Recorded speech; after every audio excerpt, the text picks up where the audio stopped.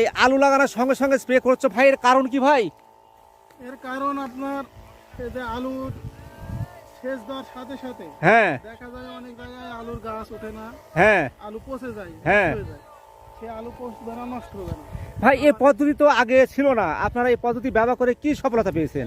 এই পদ্ধতি ব্যবহার করে আমরা অনেক সফলতা হয়েছি ভাই। আপনার আলু পচে না, হ্যাঁ। পোকামাকড়ে খেতে পারে না, তারপর গাছ মোটা মোটা হয়ে বের হয়। হ্যাঁ আবার আপনার অনেক সময় দেখা যায় আলু মাটির উপরে ধরে, হ্যাঁ। সে আলুটা মাটির উপরে ধরবে না, এতে ফলন বেশি হয়। এর ভাই এই যে আলুর গায়ের উপর যে পড়েছে, যে আলু যে ট্যাগ গুলো বের হয়েছে, জি ওই ট্যাগের কোনো ক্ষতি হবে না? না ভাই, তো নষ্ট হবে না। এই যে আপনারা এই পদ্ধতি ব্যবহার করে কি ধরনের সফলতা পেয়েছেন?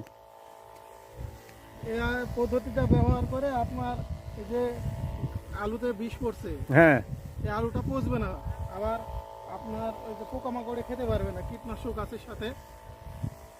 এই আলু তো এখনই রোপণ করলে, রোপণ করার সঙ্গে সঙ্গে স্প্রে করা হচ্ছে, যে এই যে স্প্রে কীটনাশক আছে বললেন, এই যে কীটনাশক পরে তো মানে দিলে পোকামাকড় থাকে, এগুলো তো লাগবে না, এটা তো সঠিক কথা। কিন্তু এই যে নতুন যে চারা যেগুলো বলে ট্যাগ, ওই ট্যাগে যখন পড়ছে, জি তাতে যে আপনি বললেন যে আর আর কীটনাশকের সাথে আরো অন্য কিছু আছে, তা ওর ক্ষতি হবে না কোনো?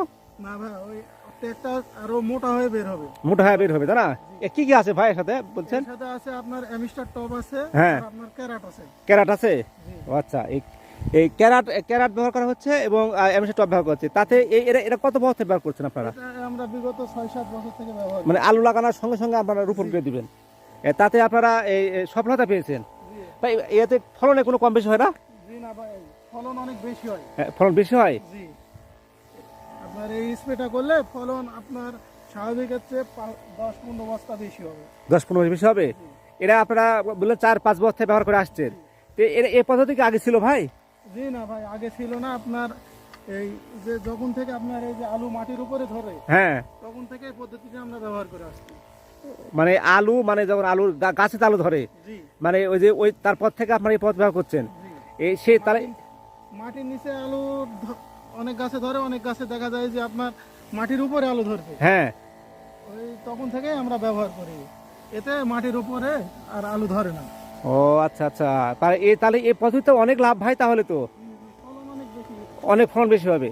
আসলে ভাই সত্যি আপনার সাথে কথা বলে কিন্তু আমি অনেক কিছু জানতে পারলাম, এবং এই যে আলুতে যে এভাবে রোপণ করার সঙ্গে সঙ্গে স্প্রে করা হয়, এটা আমার জানা ছিল না, আজকে জানলাম। আপনারা যারা আলু চাষ করছেন, এই ভাইরা দীর্ঘ 4-5 বছর থেকে এই পদ্ধতি ব্যবহার করে সফলতা পেয়েছে, আপনারা এই পদ্ধতি ব্যবহার করে দেখতে পারেন। আসলে আমাদের কৃষকেরা অনেক বুদ্ধিমান বলে